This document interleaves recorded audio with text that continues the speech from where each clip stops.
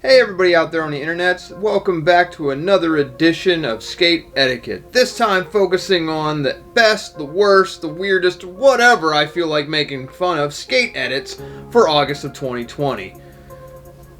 I don't know, roll that beautiful bean footage.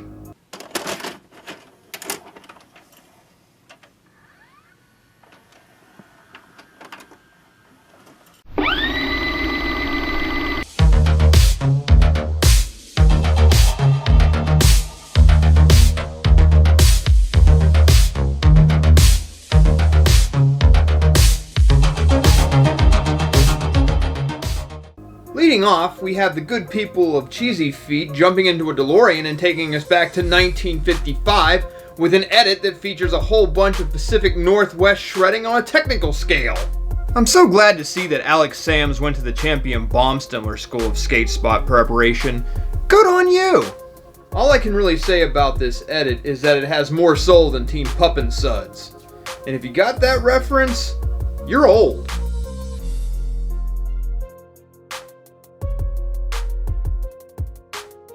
Recently, Team Rossi's went to Sicily to see Guscio.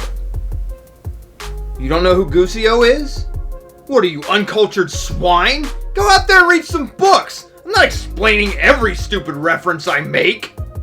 I swear, Grant Hazelton is the new Waldo because everywhere I look, he just pops in, says hello, pulls a trick, and then disappears. So my last word on this video is strictly geared towards Yuto, and it'll definitely expose my Osaka knowledge of language, but nada yenen!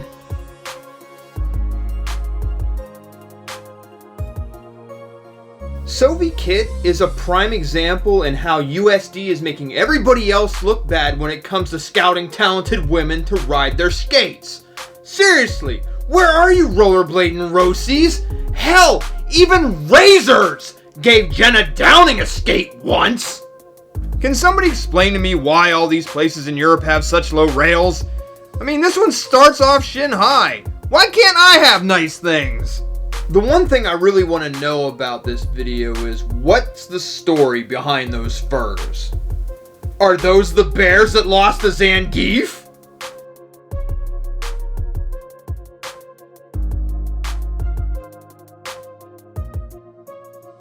So the Brothers of Mint have decided to grace us once again with creative skating that takes advanced mathematical degrees to solve. And this time they peppered in a little bit of science fiction along with it. Side note guys, alien abductions happen down south. Just thought you'd want to know. This is a beautiful edit shot by the same people who filmed Cloverfield, except they're hopped up on a cocktail of meth, jet fuel, and pixie sticks to give you the highest and shaky camera quality. Guys, I know you're from Philly, and you love to show your roots for everybody, like a Philly flasher, but come on now. You're wearing more sports teams than what most early 90s rap videos did. Hell, one of you is starting to look like Rocky Balboa. The only way that you would make this more Philly is if you were filming yourselves chugging a Yingling in front of a Wawa to wash down the Philly cheesesteak that you just got at Pat's.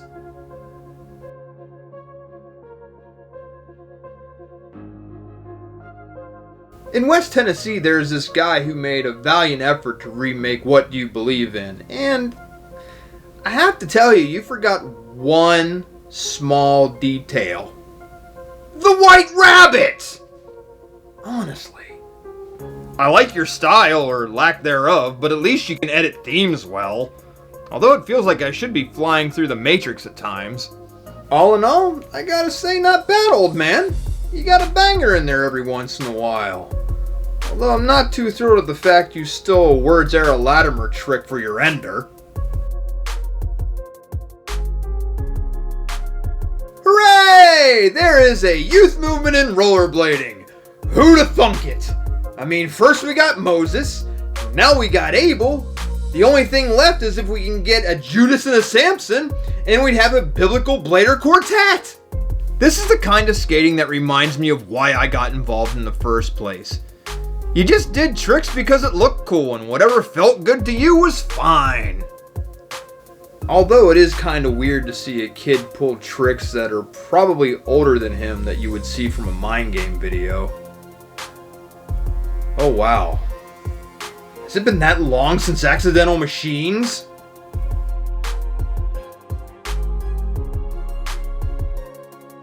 I don't know what it is that I'm not allowed to stack, but I do know that Mr. Blackmore here can contort his bodies in such a way that would win an audition for Cirque du Soleil.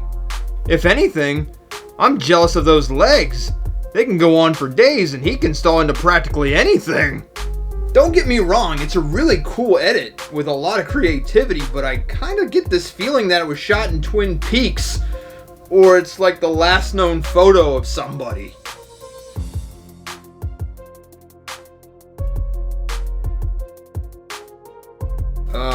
Savison? I'm a little worried about how many packs of cigarettes you puff through to get your little cancer stick cannon there. Looks like it's a lot. If you smoke that much in the United States, Marlboro will give you a pool table. You can do so much better. I can make fun of your cigarettes, but I can't knock this skating because you're doing it on some sketchy stuff. And then you pulled a Chance Dustin from VG-17 for the fun of it. Although, now that I've sat and watched this edit, I now have the insatiable urge to listen to Jamiroquai. I have no idea why.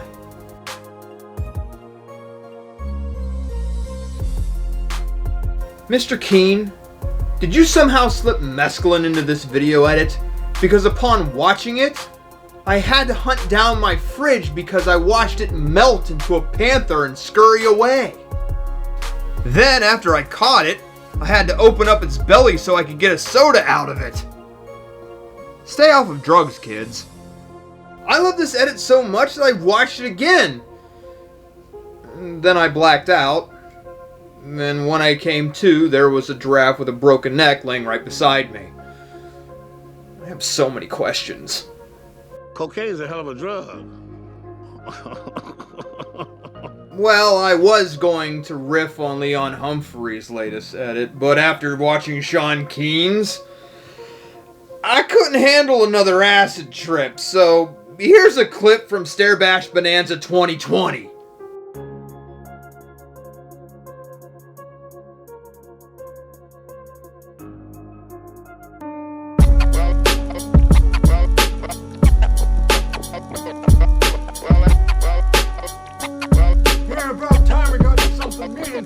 Do you like Eugen Ennen? Are you a fan of ninja style mixed with bangers? Do you love people who are batshit insane? Well, this month I'm recommending Damian Wilson's section from the 2004 film Street Fame. You want that end part from Brain Fear Gone where Dustin and Shane are babbling about skating? You got it! You want someone who will skate anything including the local shrubbery? Here's your man! Although I think someone forgot to tell him Jet Set Radio isn't real. This is the kind of skating I crave. Damian Wilson is the prototype for the style of skating that we currently have. I mean, other than that part where he's a little unbalanced, I remember when I went to Bitter Cold Showdown 2005 and he was winning headbutt contests with his good friend Nick Wood. Oh, those poor locals didn't know what hit him.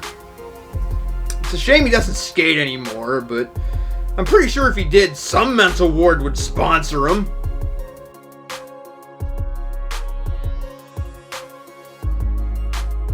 And those are my picks for August 2020. Were they good? Were they bad? What about the jokes? What did you think? I don't care. I'm not going to pay attention to them anyway. You show up here for some reason. I don't know. Maybe you thought I was witty. I can't explain it. But if you're still feeling up to it, you can still send me your edits. I'll gladly riff on them, but you gotta have thick skin. That's all there is to it.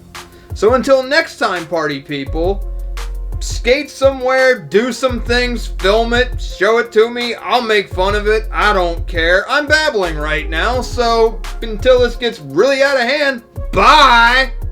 The time I don't feel that great about my skating and I get all angry, so I don't know how good of a skater I am. Whenever I skate, for some reason I skate like really upset. Usually when I skate, I always get pissed off for like no reason. Right now, I'm not too sure where I see myself going because I'm only 16 years old. So I don't know, I plan on skating for a lot more years. And then once I'm done, I'm gonna buy a condo. I think skating is just for me because I guess I'm good at it And if I'm like out there having fun, then that's when it really makes it seem like it's really worth it.